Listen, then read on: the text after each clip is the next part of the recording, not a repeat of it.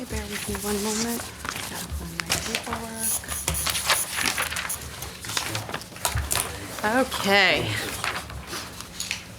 I, Margot G. Kay, the Town Clerk of the Town of Morristown, do hereby state that it is 7:32 on Tuesday, June 12, 2018, and that we are in Council Chambers, 200 South Street, Morristown, New Jersey, and that adequate notice of this meeting was provided according to law by written notice to the Morris County Daily Record, the official newspaper of the Town of Morristown, and to the Newark Star Ledger, both more than 48 hours ago, and posted on the bulletin board at Town Hall and filed with the Office of the Town Clerk in the Town of Morristown. I do further state that I shall enter into the minutes of this meeting a statement that such notice was furnished as particularly described by me in this public announcement. Take a roll call. Councilman Armington? Present. Councilwoman Davis? Here. Councilman Elms? Present. Councilman Iannacone? Here. Councilman Silva? Present. Council President Foster? Here. Councilwoman Deeb is excused this evening. Council President, you have a quorum. Thank you. At this time, I'd like to ask for a moment of silence, followed by the rise of, moment of silence.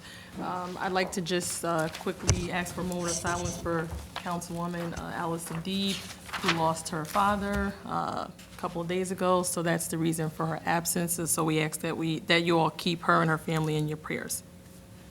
Now I ask that we rise for the Pledge of Allegiance. Pledge allegiance to the flag of the United States of America and to the republic for which it stands, one nation, under God, indivisible, with liberty and justice for all. Okay. We have 5 items on the consent agenda this evening. If anyone would like to have one considered separately? Number 4, the seeing eye. Okay, number 4. The CNI is number 5. Number 5, I'm looking at the old agenda, I'm sorry, let me find the new agenda. Revised agenda Number is at 5. table. Okay? For consent agenda items 1 through 4, can I have a motion? I'd like to make a motion to approve. Second. Councilman Armington? Yes. Councilwoman Davis? Yes. Councilman Elms? Yes. Councilman Iannacone? Yes. Councilman Silva? Yes. Oh, Council President Foster? Yes. Motion carries. Okay, on consent agenda item number 5. My only question on this is that the package, it didn't include the route, and it is Sunday, 8 to noon. I did have that, didn't it? Yeah. Somewhere. Last year, it actually didn't go near McCullough, and I think it kind of went out towards Seton Hackney, but I just wasn't sure. Councilman, I do personally recall seeing a route in my package, although I can't locate it in the Do you package that recall, you have. is It's this the the one where same it route does that go was out used towards last year. Seton Hackney? It goes out towards Seton Hackney, I think, right? From, I don't remember. It was a success last year. It didn't hinder any, there was no issues that we experienced last year with it. Cap, can you come up front and just use the mic for the record? Captain Richardson actually happens to be here. He deals with logistics for these, Gotcha. so he has firsthand knowledge. Good evening. It starts on Ledgewood Parkway, goes Bell Drive into Morris Township in that area. It doesn't go near the churches. what I thought. It won't affect them. great, thank you very All much. right, sir. Thanks, Cap. No problem. I'll move it. Second? Okay.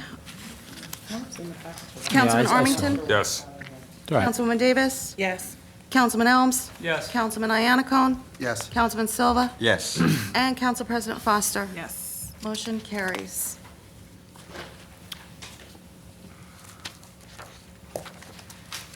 All right, so at this time, we are, can we go into this before the presentation? Yeah, we have to do the amendment. Okay. All right, I'm sorry, just getting some clarification. So at this time, we are going to open up the public hearing for consideration of the 2018 municipal budget amendment. Are there any members of the council wishing to be heard tonight? Public, for the public, I'm sorry, public, wishing to be heard tonight. Okay, seeing none, I'll close the public hearing portion. Questions or comments from council on the amendment?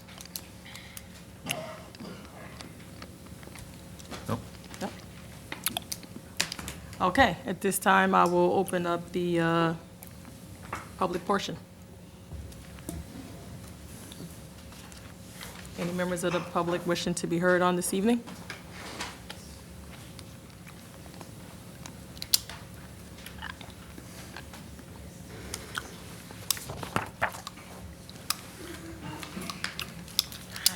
Hello. Ok. Buenas noches, señor alcalde, señores concejales. Buenas noches.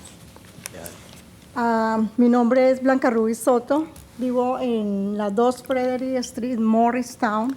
Good evening, Mayor and council members. My name is Blanca Ruby Soto, and I live at 2 Frederick Street in Morristown.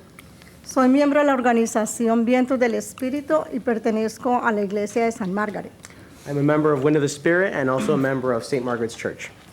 Estoy aquí para presentarle una resolución al Consejo. Esta resolución es en apoyo a la legislación que se está considerando en el gobierno estatal para expandir el privilegio de conducir con seguridad y sin miedo a todos los habitantes del estado. I'm here today to present a resolution to the council.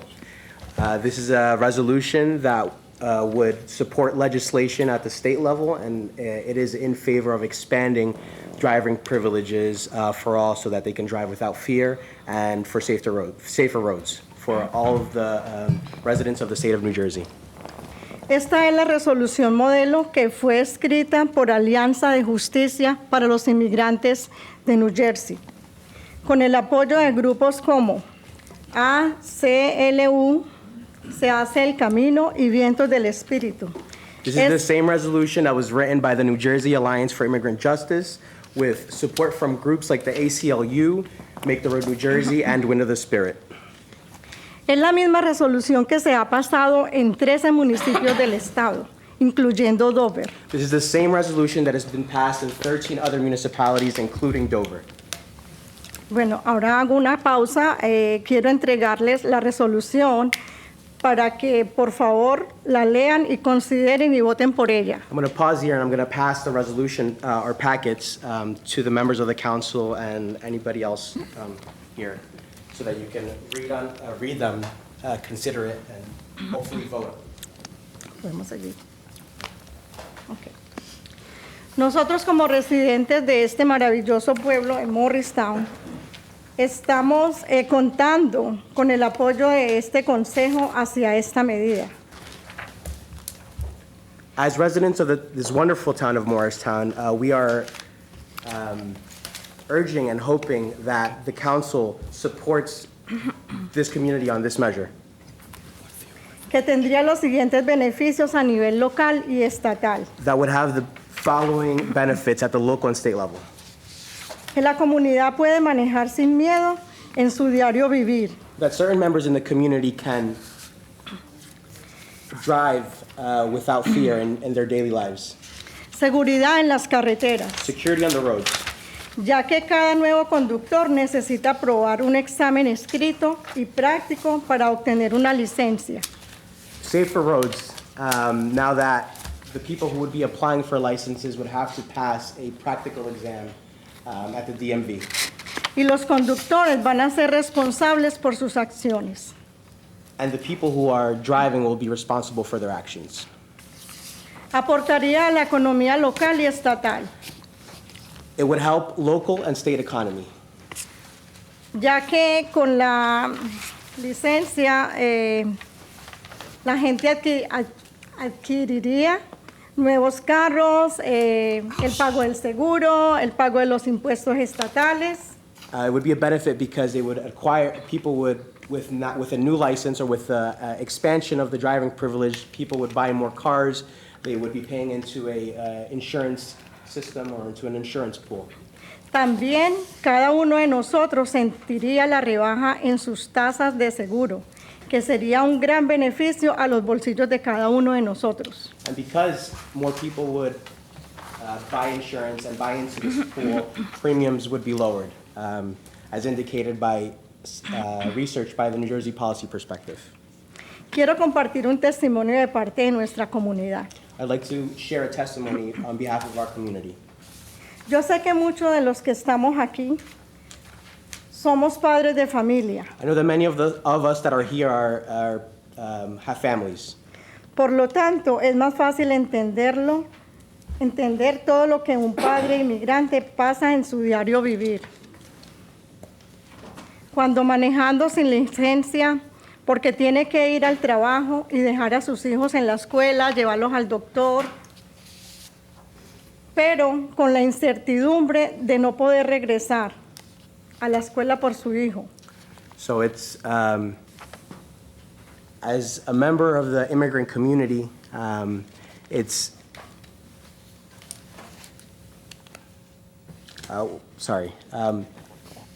one of the circumstances that they face is when they take their children to either school or to the doctors, and there's uncertainty that they will be able to come back for their children at school or at the doctor. Y aún se hace más difícil si la persona no tiene familia en este país. It's even more difficult for the parents of the family if they don't have more family or other family in this country. Esto es porque puede ser parado por la policía e incluso arrestado y deportado. This is because they can be stopped by the police and they can be arrested and deported, or they Una- can be funneled into the Perdón. deportation. Una realidad que cada día se vuelve más posible. Si esto ocurre, ¿qué pasaría con nuestros hijos? This is a reality that every day is becoming more possible. If this happens, what would happen with our children? Por estas razones estamos seguros que podemos contar con la aprobación de esta resolución en apoyo a nuestra comunidad lo más antes posible. Muchas gracias. And for these reasons, we hope that Town Council will support the community on this resolution. Thank you for your time. Thank you. Now I'm going to say something. Hi, my name is Brian Lozano. I live at 27 Guy Street, Dover, New Jersey. I am the advocacy coordinator for Wind of the Spirit Immigrant Resource Center. I just want you to take a look at your packets on the last page. On the right-hand side, the last page that's in there, there's an invitation to an event that Wind of the Spirit and other organizations across the state who have been advocating and campaigning for this legislature are going to have on the green this Saturday from 4 to 6. We invite all of you to come out, participate. If you are supporting or if you don't support and would like to learn more about it, I encourage you to come out and join us. There's plenty of information in those packets from the New Jersey policy perspective, research. There is an explanation of the campaigns and FAQs, a list of municipalities that have supported, mayors that have supported, and other organizations that support this state initiative. Thank you. Thanks, Brian. Thank you.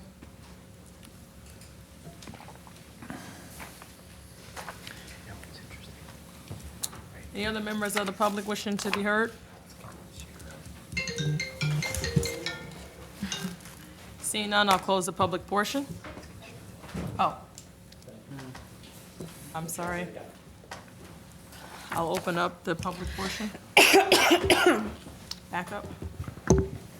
Muy buenas tardes, señor alcalde, señores concejales de New Jersey. Good evening, Mayor and council members.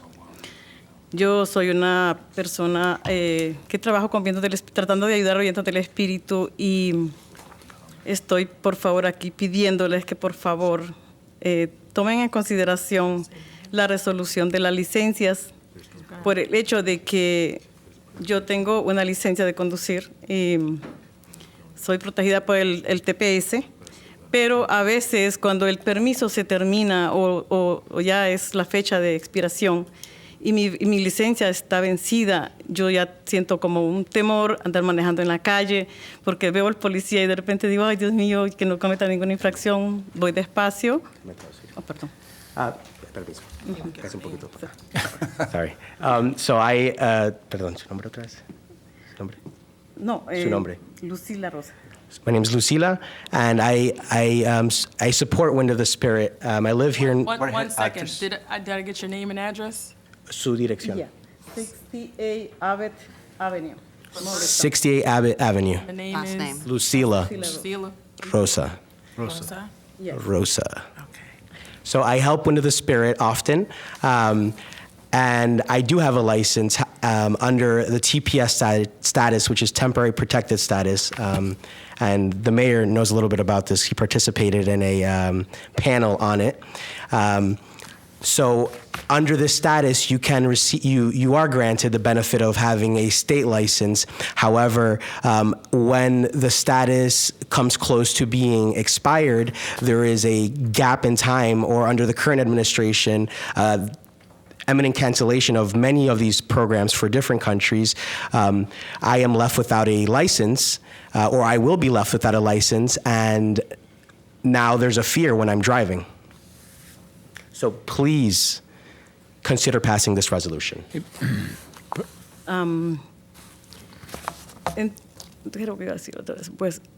Pues cuando se termina el permiso y obtuve la licencia, se terminó, expiró la licencia, entonces yo traté de poderla sacar de nuevo, pero fue como muy difícil por el permiso del TPS que no había llegado, y entonces no lo pude obtener. In my case, the TPS program was just terminated for the country of Honduras, and I wasn't able to renew my license recently because the program was just canceled. Estuve en Randall, en la motores y vehículos, y ellos me dijeron rotundamente no. Ellos vieron los papeles, los recibos de migración, dijeron no se puede. Pero yo fui a Wayne, y en Wayne, thanks God, ellos me lo pudieron dar. I went to the Randolph DMV, and they looked at my immigration papers that usually allow me to receive or renew my license, and they told me no. However, I went to Wayne, and they were able to renew it there. Thanks God, y thanks again. Gracias otra vez. Thank you. Thank you, Brian. Thank you. So I'd just like to note that there's going to be no, the ordinance for introduction for the amending and supplement of the land use regulation, there's not going to be a public hearing on that tonight. It's just on for introduction. So if you're here to speak about that ordinance, you can come before us now, and put your comments on the record. Now, I will close up.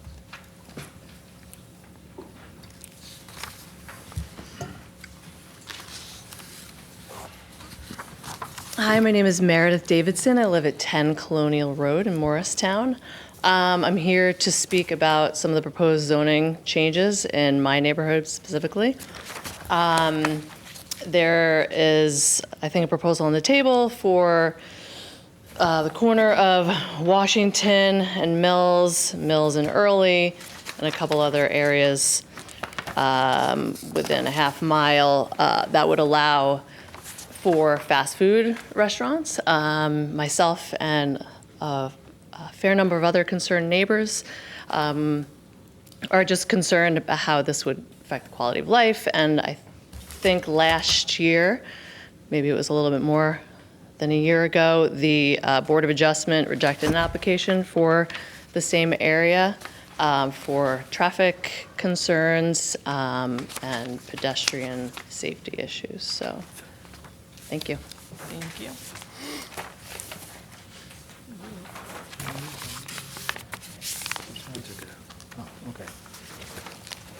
Council President, that's not in there. It's out.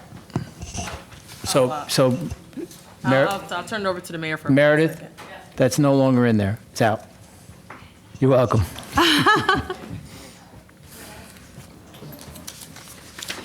Okay, seeing no more comments from the public, I will close the public portion.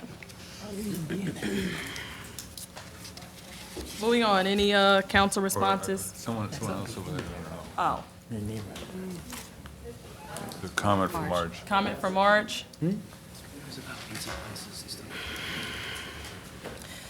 So that I don't keep doing open and close, is there anybody else that wants to speak on this ordinance so that I can have a show of hands? So after Marge, we'll hear no more comments on this ordinance. Introduction. I guess I was hiding in the corner. Margaret Brady, 1 Franklin Place. Just wanted to give you a quick reminder. I had some visitors today who reminded me that This is the 100th anniversary of Joyce Kilmer's birth, who died in, I believe it is it's the 100th anniversary of the death of Joyce Kilmer, who wrote the famous poem, Trees. I think that I shall never see a tree. A poem as lovely as a tree that looks at God all day and lifts its leafy arms to pray. Joyce Kilmer was a resident of Hill Street, and he wrote the poem. I imagine he was a school teacher renting a room in a house on Hill Street, and the views from his room inspired him. I think since you're going to be discussing an open space ordinance tonight, I'd like to remind you again that Franklin Corners has the least amount of green space of any area in Morristown and is the most densely occupied. There are few open parcels of land left, and they all seem to be up for intensive redevelopment that will eliminate the last tree we have in the area. I would ask you to please consider adding some open space and park space in Joyce Kilmer's neighborhood. Thank you. Thanks, Marge.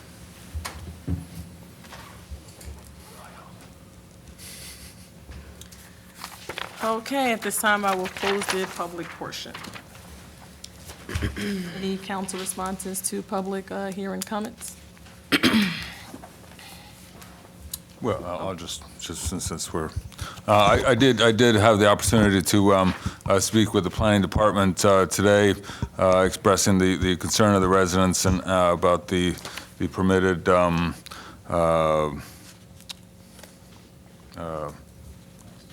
fast food restaurants in the previous version of the code. As I understand it, it's changing as every member of the reaches out to the planning department. So it's an ongoing basis.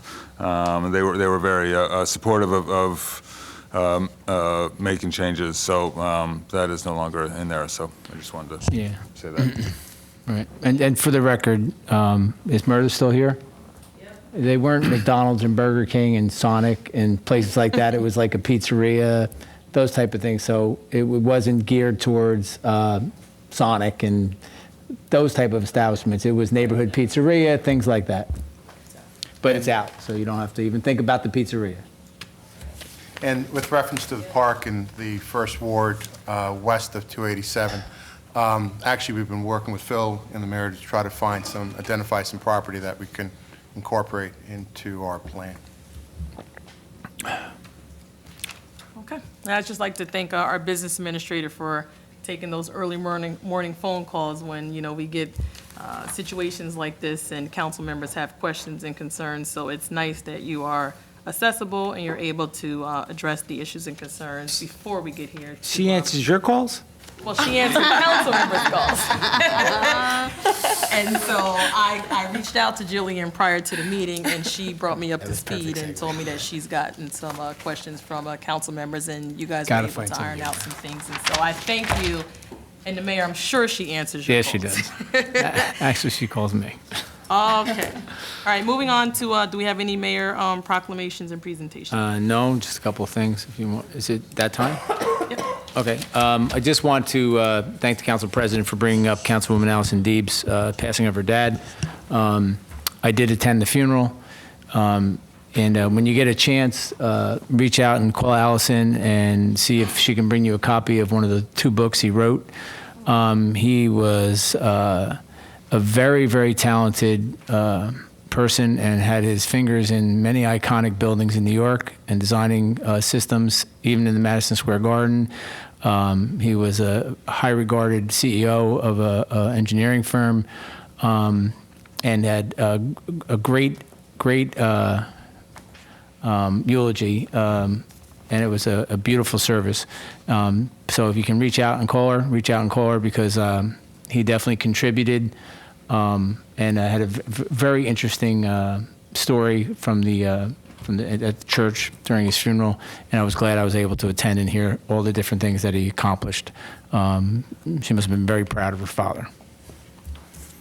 Now, a couple quick things. Sure. Past things, we want to thank Burnham Park Association and the residents that came out. Dr. Seberg, I think, is here. She is. We did a complete tour. Jillian came with her boots on.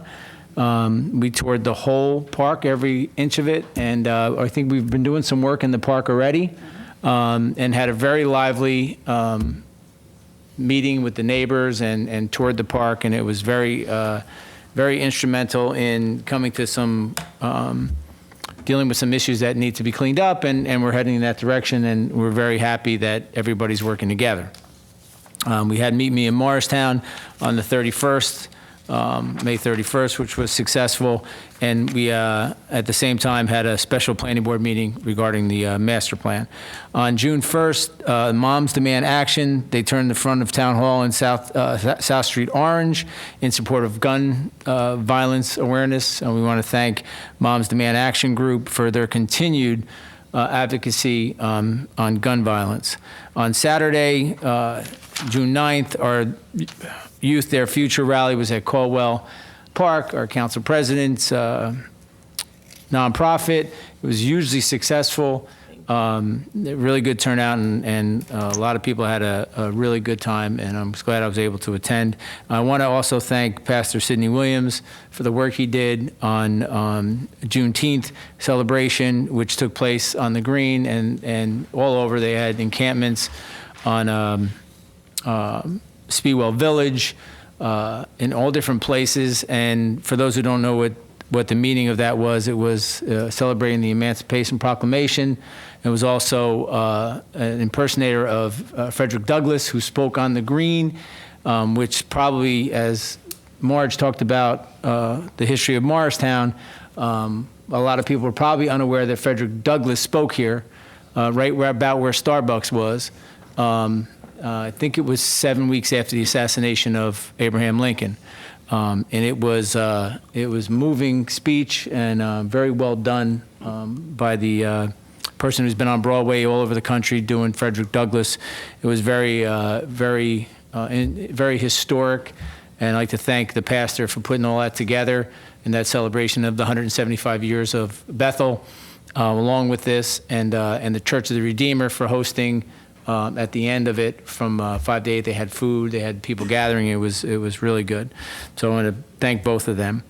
On Saturday, June 16th, mark your calendars, 11 a.m. to 1 p.m. rabies clinic at Town Hall for those pet owners, and we know there's a lot of pet owners in Morristown. So 11 a.m. to 1 p.m. rabies clinic. Sunday, the 17th. The farmer's market opens, so those who like to go get their fresh fruit and pickles and things like that, that's open on Sunday, June 17th at 8:30 a.m. On the 19th, there'll be a ribbon cutting of Free Flow Chiropractic at 114 Maple Avenue. So you're all welcome to come and check out a chiropractor if anybody needs to get their back straightened out. That's 4:30 on Tuesday, the 19th. And this one, if you want to come, it's 5 p.m. This is interesting. June 21st, a ribbon cutting for Renew Cryotherapy.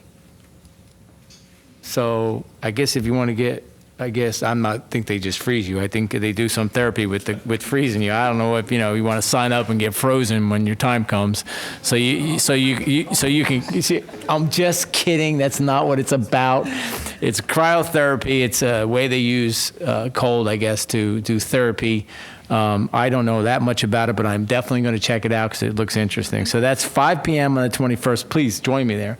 Those who want to attend, I attend every year, is Morristown High School graduation is at 7 p.m. the same night, and there's a special planning board meeting regarding the master plan. After tonight will be the 21st to discuss issues. I'll be there right after the graduation. Usually only takes an hour, so you should be able to make part of the planning board meeting. And I think that's about it, 7 o'clock. Clarification, isn't the planning board about the zoning code? Assuming it gets passed, introduced? Well, I'm assuming that's all. Well, yeah, it says master plan on here, but it's a zoning code. Typo. I'll have to get on Kristen for that. Other than that, I don't think there's anything else pending, other than we've had some good days and downtown's doing great. And I wanted to thank Jillian for pushing the substance we've put in our downtown tree wells. FlexiPave. It is turning out to be a great thing. I'm running into more people that have seen this in other states. I think Florida was the last person I saw. They saw it in Florida. So it really is making a difference with our water flow off the sidewalks onto the street with these heavy downpours, because the ground's not so hard and the water just, it really seeps down into the trees, and it really turned out to be very clean. And thanks for pushing that. And I wasn't totally sold on it in the beginning, but I'm definitely sold on it now. That's it. Okay, thank you, Mayor. Moving on to council liaison reports. Actually, at the last meeting, I didn't have an opportunity to report on the last Parking Authority meeting. It's actually a very interesting meeting. Parking Authority will be coming before the council sometime in June with reference to the proposed parking lot, garage on Lot 10, which is the farmer's market lot. What they will be proposing will be a 5-story garage inclusive of the ground level with approximately 616 new spaces. At the last meeting, they also did retain an architect who's going to start working on the design of the plans. The administration with Phil will be looking at the plans with reference to the flow and creation of plazas in the area and the like. So probably at the sometime in June at one of our council meetings, we should have a pretty interesting presentation on the parking garage.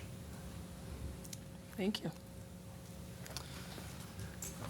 Morristown Partnership meets tomorrow, and the mayor did a pretty good job summarizing everything. The Meet Me in Morristown was on the May 31st. The next one is June 28th, and Farmers Market starts on the 17th. Excellent. May 29th was our new housing director's first there you meeting. go. It was great.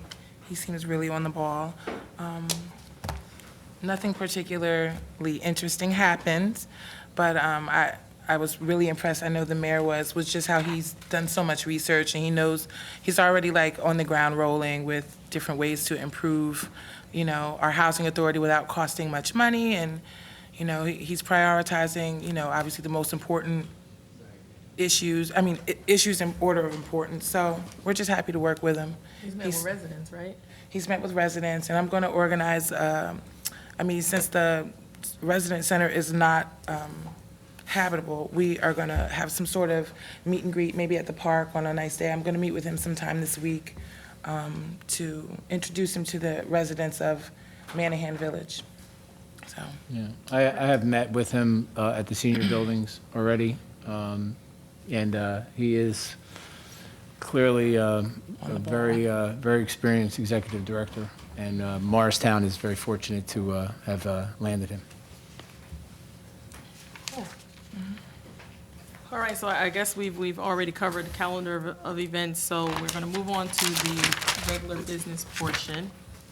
And so at this time, I know it wasn't part of the agenda package, but we are going to have a presentation for an ordinance amending and supplementing Chapter 30 Land Use Regulations. So we're going to hear now from our planner, Phil Abramson, who's going to give us a brief presentation. I'm just kidding, Phil.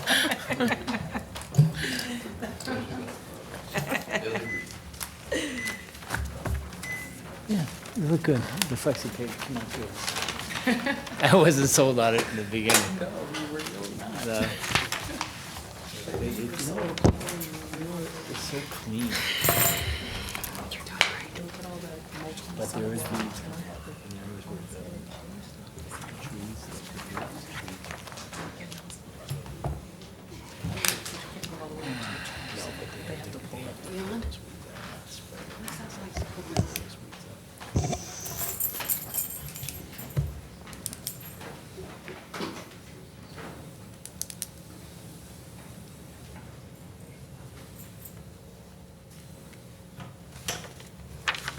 Thank you.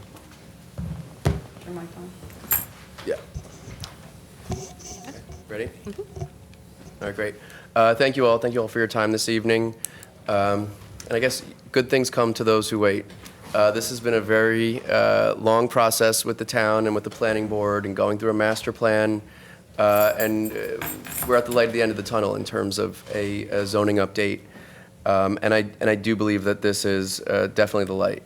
So we have a presentation to give you tonight. You've been provided in your packets last week, and we have an update document that was distributed just this evening with some revisions to that document. So what I wanted to do was sort of walk you and the public through what's in there, what kind of led us to this process. So we're going to do a recap, talk through the recent revisions. When I say recent, I mean since last September, and then go through some of the next steps. So we started with this because really we had this very considerable effort around the 2014 master plan. We heard from, it seemed like everybody in Morristown plus some. And one of the things that came out of it is that the zoning code was not capable of producing the type of results that the town wants to see when it comes to new development and when it comes to sort of emerging land uses. And so what we ultimately did was we looked and examined on a, literally a parcel by parcel analysis almost every property in town to confirm that it was in the right district, confirm those boundaries were correct. We looked through the permitted land uses. We looked through codes from communities all across the country to look at what sort of the trends were. This code hasn't been significantly updated since 2007, but the bones of this code are much, much older. And it has served the town well till now, but it is time to modernize it, and that's what this code will do.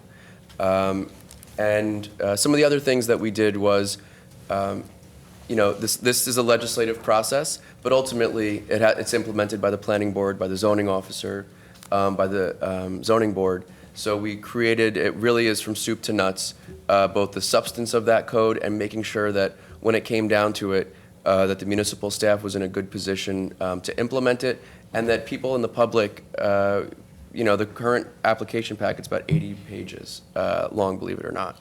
So the current, so this really streamlines the application process, which is one of the main goals of this. So, what did we do? Where did we start? What did we look at? We looked at every variance that has been granted over the last, I'd say, 10 years. We did maps of those variances. We looked for commonalities. We looked for themes. We looked for patterns among those variances. Because if your zoning board is basically granting relief from the ordinance on an everyday basis, that basically becomes the zoning. So what were those things?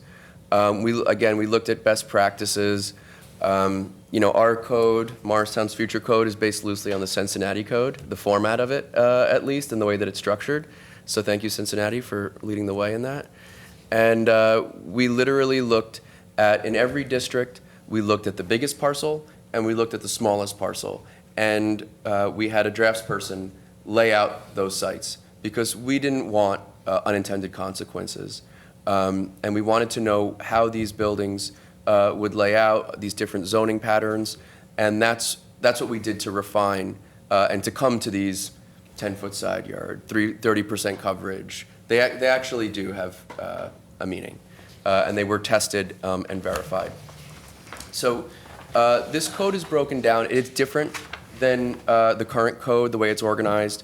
It's different than basically most codes I've seen, at least in New Jersey, that it uses 3 different ways to sort of triangulate the right zoning solution for a piece of property. One is its location. In what neighborhood or in what district is it?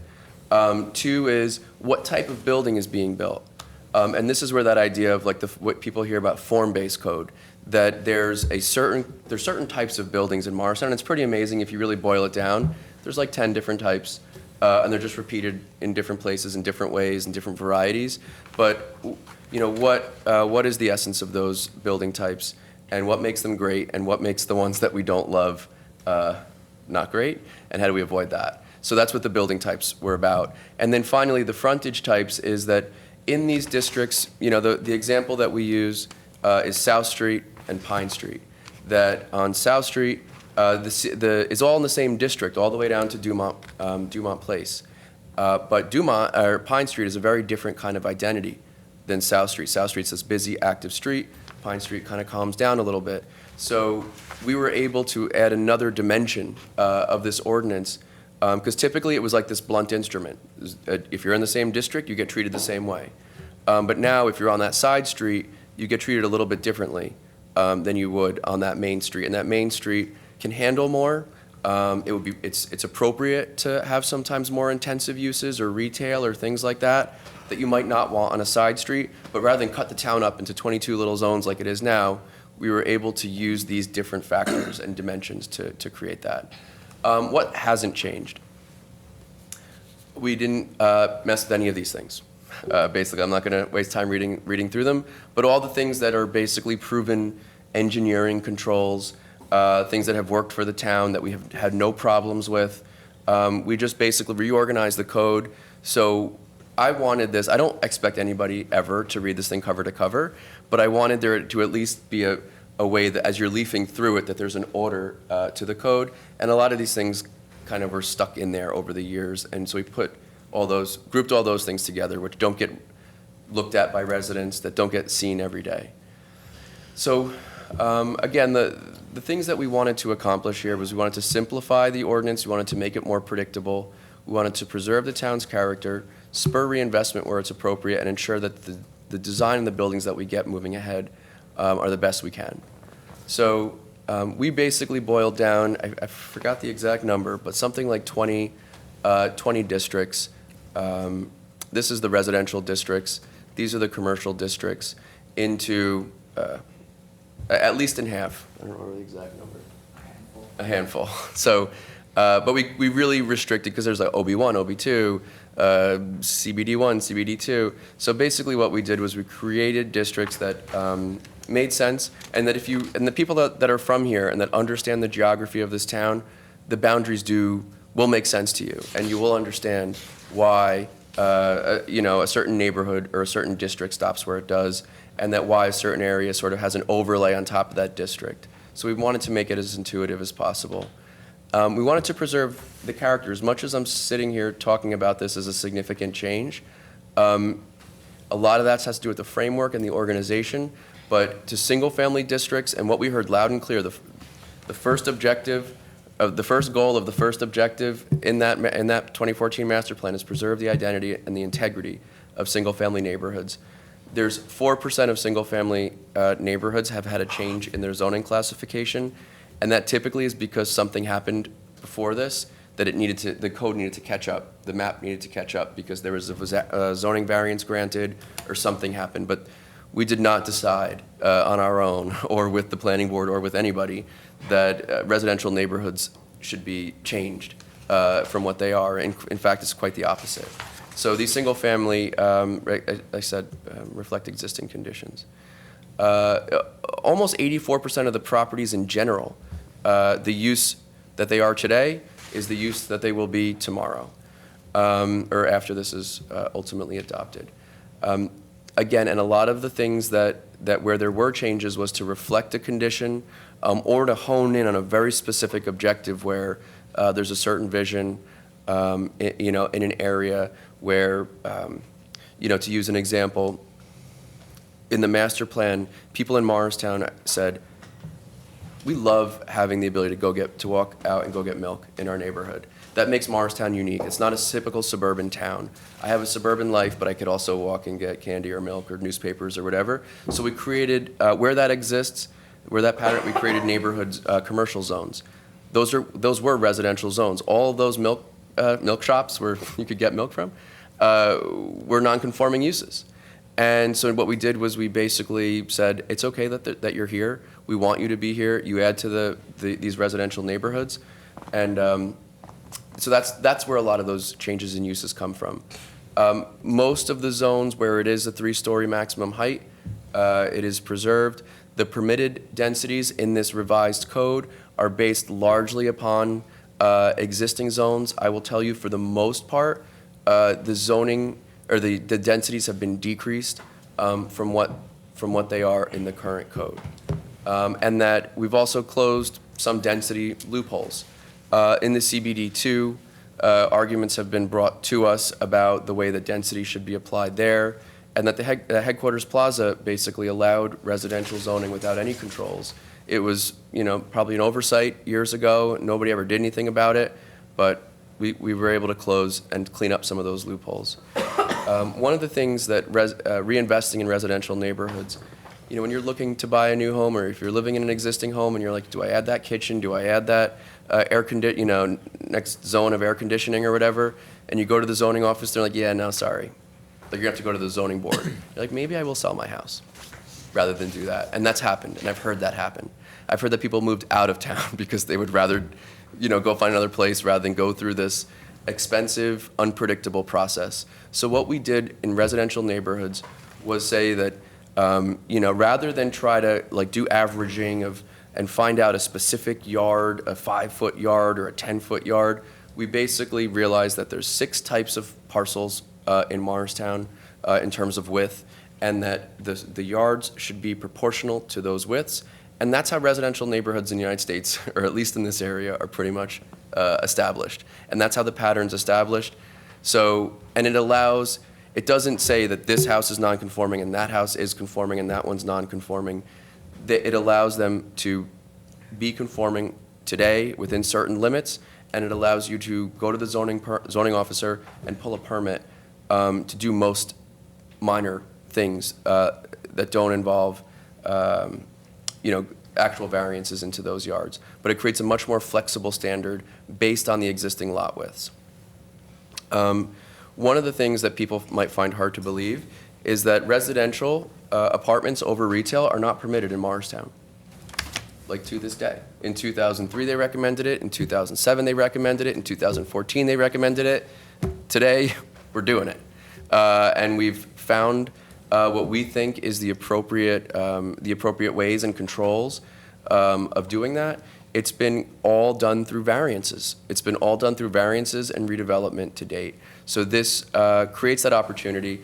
And what the prohibition on this did was it meant that only the biggest projects, the ones that could sustain a large and expensive legal process, those were the only ones that advanced. But the small scale ones, where mom and pop kind of thing, where they might want to take what was an office for years and turn it into 2 apartments, they have to go to get a zoning variance now, and that's another thousands of dollars. They don't do it. Some of these things sit empty. You'd be surprised. So this creates the ability for that. It increases the predictability, and it creates a new structure for shared parking. Shared parking is something that parking. It's all we talk about in zoning, it seems. Where is everybody going to park?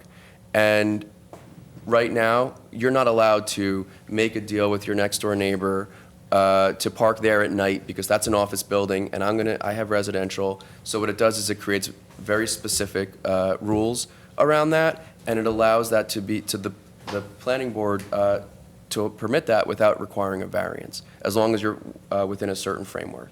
That's a good thing. And it requires us to not build parking that's going to sit empty all day, or parking that's going to sit empty all night, and nobody likes looking at that, and it's not good for the environment or anybody. So in the design, Morristown's had design standards for 20 or more years. What we did was we took those and put them into codification. They're based largely on the values and the ethos that underlie our existing design standards. They will ensure compatibility. This is really where that form-based thing comes in. It protects the character of what people say when something looks Morristown or looks like Morristown or something. It doesn't say it has to be Victorian or it has to be this. It says that you have to have a certain amount of, you can't have no windows. You have to have a certain amount of windows. You have to have a door. The door has to face the street. This wasn't an overreach like it is in other cases. And so this was the process that we went through. We only have a few more slides, but just for the record, with the planning board, we went through 8 presentations. Town council, we went through 2 presentations. We had a master plan adopted late last month on May 31st. Informal presentations to the Board of Adjustment, Parking Authority, Partnership, Historic Preservation, and these things all occurred after you had your presentation. We didn't want to go start sharing this with others before the council had an initial presentation on September 19th, 2017. So these things are the changes that have happened based on all that feedback. And just so the public is aware, and so you're aware, because that was really the last draft that was circulated. So I kind of break these up into map amendments and text amendments. The map amendments, the Morristown Green, there was one property that was left off after the church on South Park Place, which is where the Anthony's Pizza is. So we just brought that out to the corner. The historic residential overlay was extended to the Washington headquarters neighborhood. That was largely a concern raised by the councilman from that ward, that the historic district in the 4th Ward was sort of receiving these protections, but those homes in Washington's headquarters are in very similar type of situation and need similar type of protections. And we agreed. So one of the things that you'll see is that we had a 6-story zone, the 6-story zoning since 2007 in Morristown. The 6-story zoning was recommended in the 2014 master plan. And then, based on a lot of feedback, there has been, and even in board hearings and stuff, concern over building height generally throughout the downtown. There was concern in 2007 when they, zoned the whole town 6 stories. So what we did for the most part was bring it down to 5 stories as a maximum. There's one place across from Headquarters Plaza where we retained that 6-story building height, and it was largely because that seemed to be the most appropriate area to do so, because it would have allowed the type of investment to occur. There's already an existing scale and character of sort of corporate type buildings there, and it's built into a hill. So for those reasons, it seemed to us to be the most appropriate place, that if you were going to have taller buildings, that you do it on a state highway. You do it where the front to the back of the lot is about 30-foot difference, and the buildings across the street from you are literally 14 stories tall. So that's what that one was about. We retained the hospital zoning along Mount Kimball Avenue. At one point, it was suggested to be residential. We maintained the existing residential designation. Right now, it's 1 and 2 family at the corner of Sussex and Columba. There was a suggestion that it be moved into a commercial district, because at one time it looked like maybe it was commercially used. Now it is not, so we maintained what exists there today. Generally, this is a total inside baseball thing, but there was conditional uses used very heavily in the last draft. We decided that creates some legal risks for us, and streamlined it from that perspective. The max height in most areas is 5 stories, where in most areas today, not in most, but probably half the downtown is 6 stories. And then added flexibility for small lot infill development in the downtown.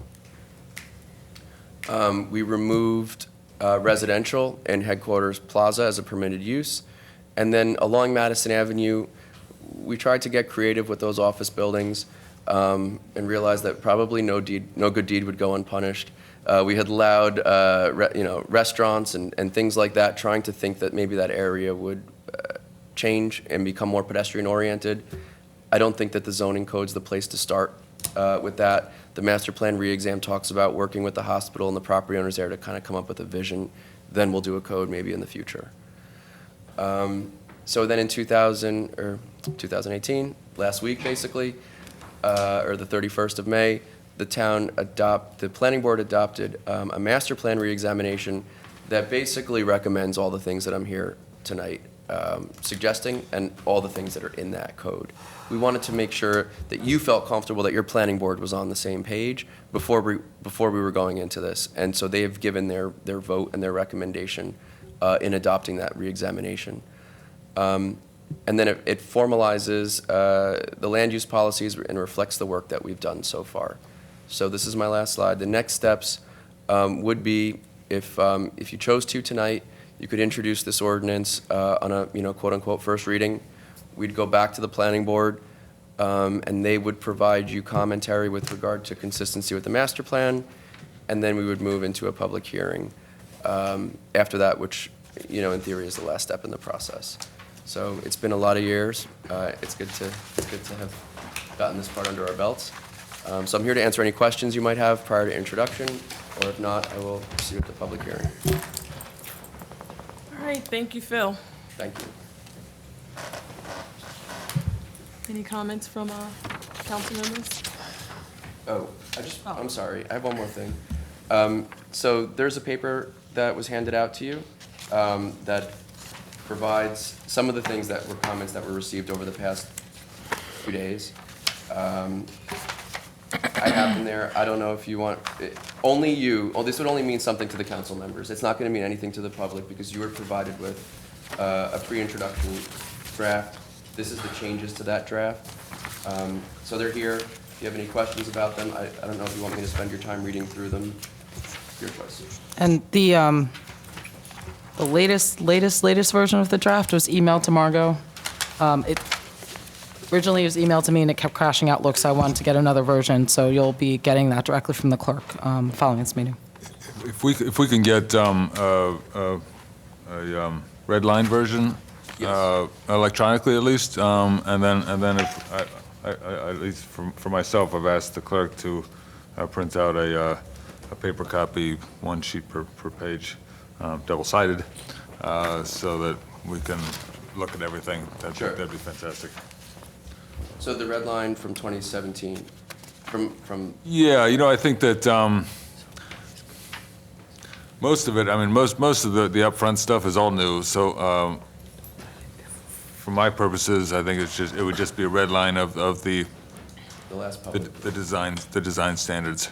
Okay. We'll run it from based on what was posted on the website. Okay. Almost a year ago. Okay, that's great. No, and Phil, thank you for your patience. I've had a million questions on this thing, and it's been quite an education also.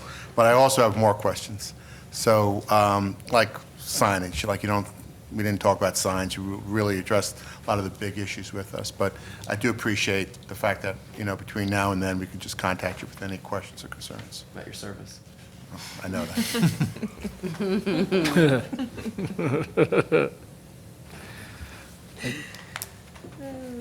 So the understanding is that if we introduce the ordinance tonight, more changes can be done as we have some today here. Because one thing is to see a general overview, but another thing is to see small details, that the one that I pointed out to you. Because today we see the impact of past decisions on people's lives. Mm-hmm.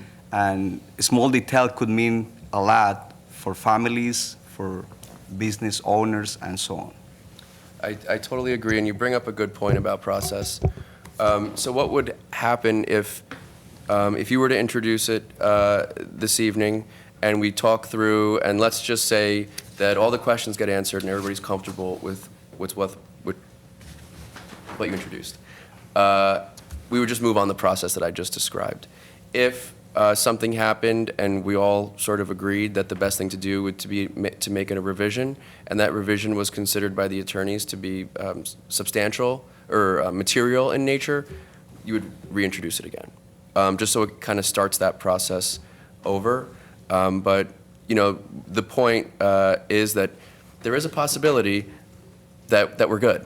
There is a possibility that as you continue to read and test it and look for those impacts on families, and I totally agree with you that the gravity of this change in this town.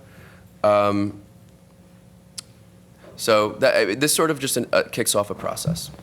So you're not making any final decisions tonight. It just sort of kicks off the process. It allows the planning board to get involved. It allows me to release this document to the public, which is something that I want to do. And that's it. And I thank you also for the time, Chris. Thank you for spending the time today with me on explaining a few things. Cool. Any other comments from council members?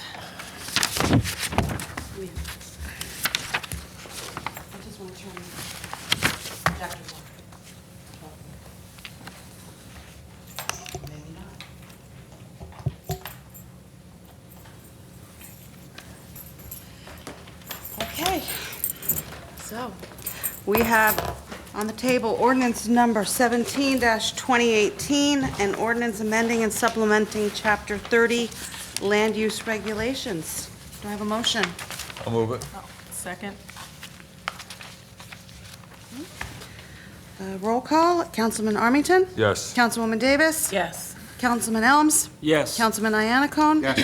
Councilman Silva? Yes. And Council President Foster. Yes. Ordinance 17-2018 has been properly introduced. It will be referred to the Planning Board for their consideration during their June 21st meeting. It is our intention, if all goes well, the public hearing and adoption, if deemed appropriate, will be at the June 26th meeting. And that's a special meeting on the 21st of the planning board. It's a special Yes. meeting. Thank you. Okay, Thank you. thank you. Thank you, Phil. Whoops. Okay, moving on.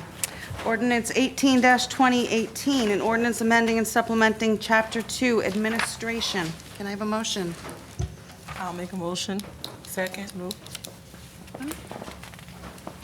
Is there, That's for 018. yes. Can I speak now? Sure, I mean, you have comments? Yes. I think it will be very important for administration to explain for the benefit of the public, the recording that people will see, the benefit of this creating the Public Safety Department and hiring the Public Safety Director. Sure. Yeah. Certainly, Councilman. So over the last several years, it's become apparent that our police and fire chiefs are being inundated with additional responsibilities even beyond their day-to-day tasks. We have a lot more storms which require preparation as well as organization after the storms for recovery, and then certainly the aftermath with FEMA reimbursement requirements. There's storm prep and planning, continuity of government planning that needs to happen. We have a lot of special events like the Women's March, like the March for Our Lives event that brought tens of thousands of people into our town. In addition to all the plethora of things, you know, the Secret Service meetings that are required when the president decides to visit our town over the summer every weekend, as an example. It's a lot of things that are going on. You know, in addition to our town just becoming busier and busier. And, you know, all those things require time from our police chief and our fire chief, who's also our OEM director, that are taking away from their day-to-day responsibilities. In addition, you know, we're looking for, you know, our department to take on responsibility of really evaluating policy changes, coordinating with our stakeholders like the school district, like the business district, the county, to help us with accreditation for both police and fire departments, which we haven't been able to accomplish as of yet, but is certainly on our short list of goals we'd like to accomplish. And really being able to take that time to focus on those broader sort of interdepartmental cross-agency issues that our chiefs, quite frankly, with their day-to-day responsibilities, just cannot afford to spend as much time on it as we really could to further our town.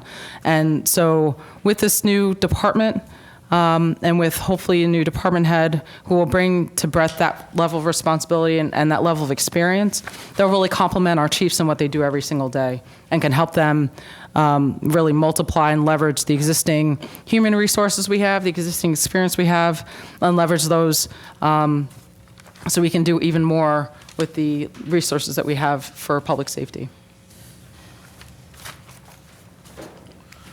Just a question. Is this, is it like the department heads so that it's sort of a annual basis for, you know, re-upping until the third year and then they get the opportunity for Are you talking about the appointment process? Yeah, basically, you know, I guess what I'm getting at is if we if one is appointed and we don't like them, or if it doesn't work out, doesn't work. you know, can we back out? Understood. Or I actually, put it another way, it's, you know, administrative teams will evolve, and they'll evolve as they change with different people changing. Will the appointment be for a permanent appointment, or are we testing it out, or what's your thoughts on that? Well, the creation's being, the position that's being proposed to be created would be a department head position, similar to the other department heads. And the appointment process would be similar in that it would be a term coterminous with the mayor and with the vice and consent of It's the type council. of position that you can review year to year. It would be coterminous with the mayor, so similar to the other department head positions. Gotcha. Yep. Okay. And the position was budgeted? Yes, It was, good. yes. And so, because we saw an increase in the budget of 4 FTEs, I think, or full-time equivalents, was this one of the, because I saw 2 in the The police FTE was department, not, the fire FTE wasn't department? counted because a position had not been created yet, Okay. but there is sufficient salary to cover the So position. this is in addition to the budget, but you have the revenue, excuse me, the monies are actually in the budget now. Yes, So we're adding an FTE to the budget, but the money's there with somewhere. existing salaries, yes. Okay. This position, because you know, one of my issues is actually data, reports regularly on data. This will give us the resources to produce regular data on our crime stats and regular reports to the council. It certainly helps support that. It will, thank you.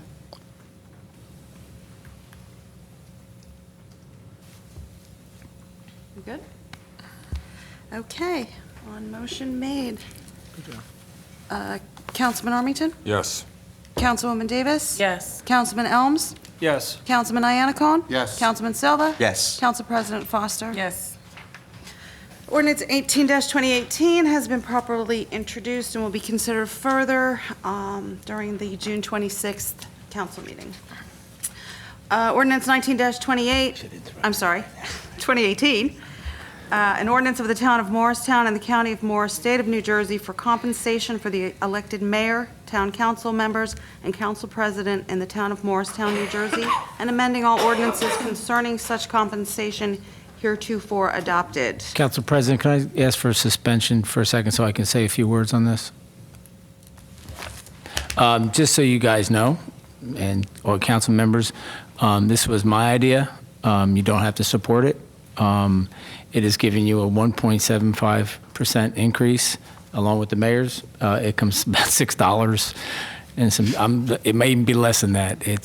But I think that since I've been elected in this office, there has not been any increase over the 8 years. So it's minimal. It's in line with the non-union employees. So you can accept it and reject it. If you reject it, I'll take it as a rejection for the 1.75 for the mayor too. So I have you vote up and down the way you want to do it, but I think 1.75% increase to your salary is very minimal, and I think you deserve it. Did you give us a car? A car? No. Get an assistant? A car, don't try. No car. That's it. Okay. Thank you, Council President. Would like to make a motion? I'd like to make a motion. Second. Councilman Armington? Yes. Councilwoman Davis? Yes. Councilman Elms? Yes. Councilman Ianacon? Yes. Councilman Silva? Yes. Council President Foster? Yes. Ordinance 19-2018 has been introduced properly and will be considered further during a public hearing on June 26th. Ordinance 20-2018, an ordinance of the Town of Morristown and the County of Morris, State of New Jersey for compensation for management/non-union positions in the Town of Morristown, New Jersey, and amending all ordinances concerning such compensation heretofore adopted. I'll move it. Second. I just have one question on this. Jillian, all the pay ranges are within the state guidelines? Does the state publish the ranges? Because I noticed what you did here was you put ranges on them all. What's the source of those ranges? The ranges are set locally. Or, I'm sorry. They're set locally, Okay. and they're based on increases much to what the mayor had discussed before. 1.75% is the So typical that's typical been the increase. change to the ranges was just the 1.75 or 1.7? Okay, thank you. Okay, on motion made, Councilman Armington? Yes. Councilwoman Davis? Yes. Councilman Elms? Yes. Councilman Ianacon? Yes. Councilman Silva? Yes. And Council President Foster? Yes. Ordinance 20-2018 has been introduced properly and will be considered further during the public hearing on June 26th. Ordinance 21-2018, bond ordinance providing for the acquisition of the Loyola property in and by the town of Morristown in the County of Morris, New Jersey, appropriating $250,000 therefore and authorizing the issuance of $244,150 bonds or notes of the town to finance part of the cost thereof. Motion? I'll move it. Oh, second. Okay. Councilman Armington? Yes. Councilwoman Davis? Yes. Councilman Elms? Yes. Councilman Iannacone? Yes. Councilman Silva? Yes. Council President Foster? Yes. Ordinance 20-2018 has been introduced properly and will be considered further during a public hearing on June 26th. Ordinance 22-2018, an ordinance amending and supplementing Chapter 7 Traffic. Can I get a motion? I'll move it. Second. Okay. Councilman Armington? Yes. Councilwoman Davis? Yes. Councilman Elms? Yes. Councilman Iannacone? Yes. Councilman Silva? Yes. Council President Foster? Yes. Ordinance 22-2018 has been introduced properly and will be considered further during a public hearing on June 26th. And finally, ordinance 23-2018, bond ordinance providing for various capital improvements in and by the town of Morristown and the county of Morris, New Jersey, appropriating $3,057,000 therefore, and authorizing the issuance of $2,904,000. I don't know how to say a number that big. $150, bonds or notes of the town to finance part of the cost thereof. Can I have a motion? I'll make a motion. Second. Councilman Armington? Yes. Councilwoman Davis? Yes. Councilman Elms? Yes. Councilman Iannacone? Yes. Councilman Silva? Yes. Council President Foster? Yes. Ordinance 23-2018 was introduced properly and will be considered further during a public hearing on June 26th. We have two ordinances for adoption this evening. Ordinance 13-2018, an ordinance amending and supplementing Chapter 4 Licensing and Business Regulations. Can I have a motion? I'll make a motion to adopt. Second. Open the public hearing. At this time, I'd like to open up the public hearing for ordinance number O-13-2018. Seeing none, I'll close the public portion. So question, I guess the question is $35,000 enough if a taxi driver gets into an accident to cover both personal injury and property damage?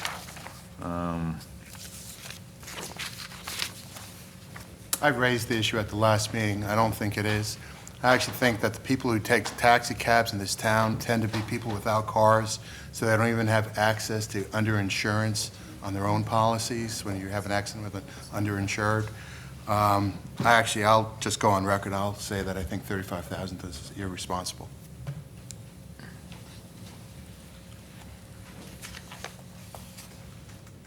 Other comments from council members? I agree with Councilman Iannacone. I think it's a noble effort on our part to help out the taxi companies as they're struggling, but, I mean, $35,000 is like a broken arm at the hospital, so I agree. I've changed my position on this since our meeting 2 weeks ago. Same for me.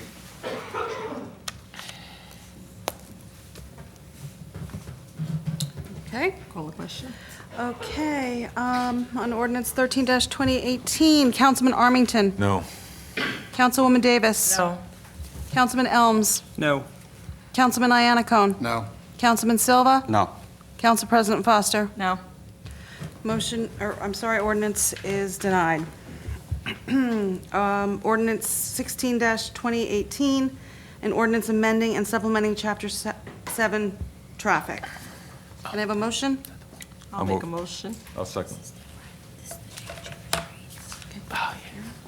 I'd like to open up the public hearing on ordinance number O-16-2018. Seeing none, I'll close the public hearing. Questions or comments from council? Call the question. Okay. On motion made, Councilman Armington? Yes. Councilwoman Davis? Yes. Councilman Elms? Yes. Councilman Iannacone? Yes. Councilman Silva? Yes. Council President Foster? Yes. Ordinance 16-2018 is adopted. We have 16 resolutions on the agenda this evening. Unless you would like to pull one for consideration, take a motion. If no, Can I pull 107, please? And 114. for Mr. Williams, 114. I think he had it. The others? It's from council members though, Mr. Williams. Well, He's on his behalf. I wanted that to be clear. Not your call. Yes, Madam President. Okay, can I please have a motion to adopt resolutions 93, 103 through 106, 108 to 113, and 115 to 117? I'll make a motion. Second. Councilman Armington? Yes. Councilwoman Davis? Yes. Councilman Elms? Yes. Councilman Iannacone? Yes. Councilman Silva? Yes. And Council President Foster? Yes. Okay, motion carries. Resolution 107-2018 is a resolution authorizing execution of agreement between Mill Creek Residential and the town of Morristown. Can I have a motion? I'll Or do you move want to discuss first? You gotta put it on the table. Move it. Okay, it. I'll move it. thank you. Second. Okay. Councilman? My only comment is I think this is great. Thank you very much. But I just also want to recognize Lucille Kapnick and some other people in the neighborhood who actually have been maintaining this park for a number of years. They actually did the expenditure, and they actually did the landscape, and they did the landscaping plan. They've been doing a good job, but by their own admissions, they're having trouble keeping up with the weeding. So thank you very much. This is going to be a great help. Thank you. You're welcome. Thank you. Okay. Councilman Armington? Yes. Councilwoman Davis? Yes. Councilman Elms? Yes. Councilman Iannacone? Yes. Councilman Silva? Yes. Council President Foster? Yes. Resolution is adopted. Resolution number 114-2018, resolution authorizing renewal of plenary retail consumption license 1424-33-029-016, issued to the Iron Bar LLC, trading as the Iron Bar on Revolution, for the 2018-2019 contract or license year, subject to conditions. Can I have a motion? I'll move it. Well, are we going to put it on the table first? Yeah. Right. Second. Second? Anyone second? Second. Okay. With your permission, I'll steal this chair because I think it'll go a lot faster if I don't have to keep going back over here and getting exhibits. I know you've had a rather long evening.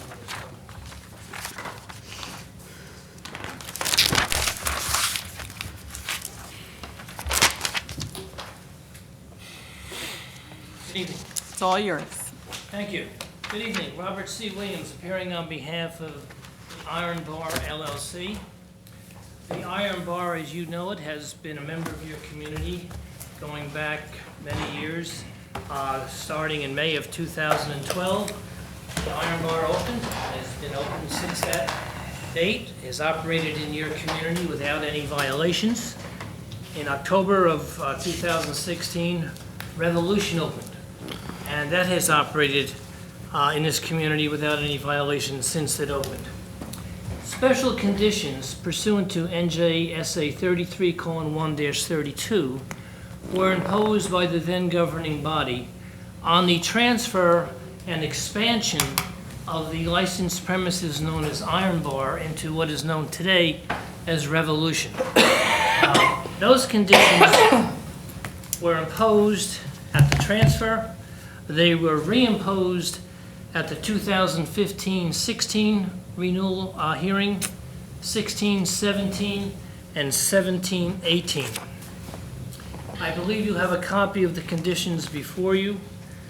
Each year, the licensee appealed the condition, which limited the hours to 11 p.m. Sunday through Thursday and 11:30 on Friday and Saturday. Each time that an appeal was filed, the Division of Alcoholic Beverage Control stayed the implementation of those conditions. They never went into effect. They were never approved by the director.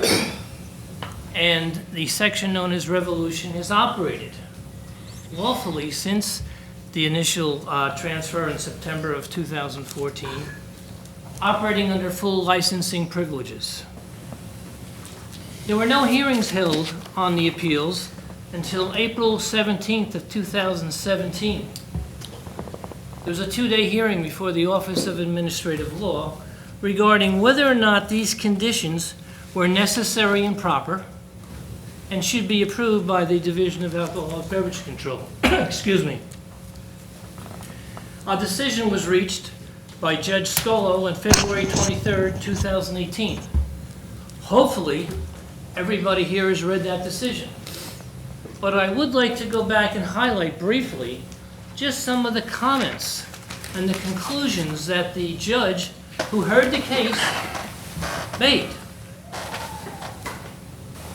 On page 14 of the decision, and I have copies for everybody if you'd like it, but I'll just read briefly what he said. I conclude that Morristown's imposition of the special condition imposing time restriction on Revolution lacked a sufficient rational basis and must therefore be considered unreasonable. I note that under cross-examination, Council President Armington admitted that he did not know why 11 and 11:30 closing times were chosen. This underscores the lack of a rational basis for the time limit. Cognizant of the fact that 6 bars operated on the same block, only Revolution has a time restriction, I conclude that the imposition of a time restriction, including the inexplicable selection of closing times, demonstrates that it is arbitrary and capricious. The imposition of time restriction solely on Revolution also strongly suggests that a time restriction should be considered discriminatory. Given the operation of Revolution posed no demonstrable danger or public health, safety, welfare, or morals, and given the operation of Revolution did not evoke widespread public sentiment against its operating until 2 a.m., the closing time enjoyed by similar establishments in the area, I conclude that Revolution met its burden of proof that Morristown's imposition of an early closing time on Revolution was unreasonable and an inappropriate exercise of discretion. Ordered that resolution number 143-214 was unreasonable and an inappropriate exercise of Morristown's discretion in regulating ABC licenses and must therefore be rescinded. The only person outside of Morristown who heard the evidence and was totally unbiased, had no political axe to grind, had no political favor to curry, made those statements. It's overwhelming. In 40 years, I've never seen a more favorable decision for a licensee. There was no rational basis to do it then. There's no rational basis for you to do it tonight. Nothing has changed. There have been no ABC violations. No one has recommended that you do what you have in your proposed ordinance to limit the hours. Nobody from the police department, nobody from the fire department, nobody from the health department, nobody from the building department, no county agency, no state agency. Nobody's recommending this. Why is it still in the proposed ordinance? There is no factual basis to keep this on any longer. Is that all? No. Oh. I guess you better start the clock. I didn't know I was on a clock on something like this. I'll try to move faster. I would hope that you would agree with me and remove that condition. I have with me a petition signed by over 1,000 people, 500 of which live in your community, who share my belief that this is a ridiculous restriction. You can look at it at your leisure. But I want you to do something tonight which has never been done. I don't want you to hide behind the vote and say, we approve it. I want you to tell the licensee, tell the members of your community why it is necessary and proper, given the fact that it's already been to court, has been stayed 4 times, that this licensee should have to close at 11 or 11:30. Tell us the truth. The truth is free. There is no reason why you should not do that. We've had the opportunity to listen to some of your municipal officials who told the truth at the hearing in April of 17. They were sworn and under oath. Your chief of police testified that he has been a member of the Morristown Police Department for 34 years. He has personally observed the pedestrian traffic created when all the bars closed. He testified to the general conditions when all bars along South and DeHart Streets let out, but found the people conducting themselves in an orderly manner. He stated that he does not know of any reason. Your chief of police testified to this under oath. He knows of no reason why Revolution should have to stop serving at 11 and 11:30. Your municipal clerk under oath testified that no other bar in Morristown currently operates with those restricted hours. Your fire chief testified that there are no fire code violations against the Iron Bar or Revolution. Councilwoman Michelle Dupree Harris testified that she was against the restrictions. And then Council President Armington stated, when asked how the council came up with the 11 and 11:30 restriction, I don't know. If the council president doesn't know, how can it be necessary and proper under the state statute? You are sitting here tonight as an ABC board. You have to do what's fair. It's totally unfair to continue this any longer. Between your municipality and the Iron Bar, over $100,000 has been spent on legal fees. Not that I'm against making money, but I can tell you, I don't need the work. My client can spend the funds more appropriately, and I know the taxpayers of this town would like you to spend it on something else. There is no upside to this community to put it on again this year. What will happen? We will file another appeal, it will go to the OAL, and eventually there'll be another hearing. Why do that? It makes no sense. Let's end this battle of over 5 years now, over nothing. The licensee has done everything right. So, I want each of you to tell me, if you don't share my thoughts, why you think it is necessary and proper, and why the director of the ABC should uphold an 11 and 11:30 closing.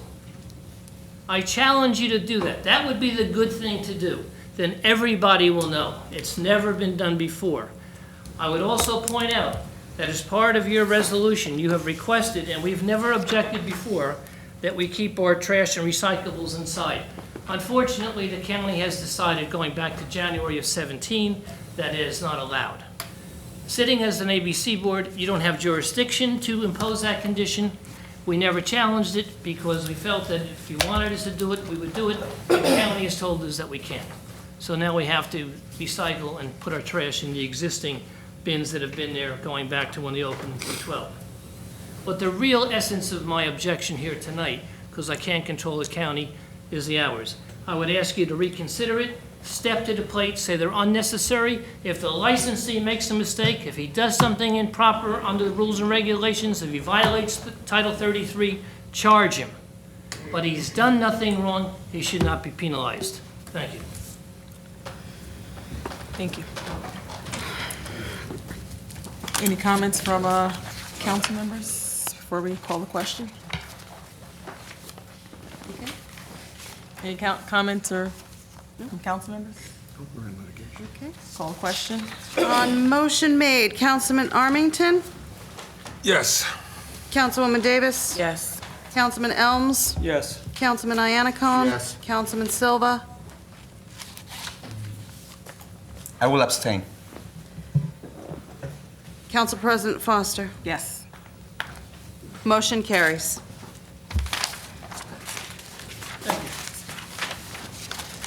Okay.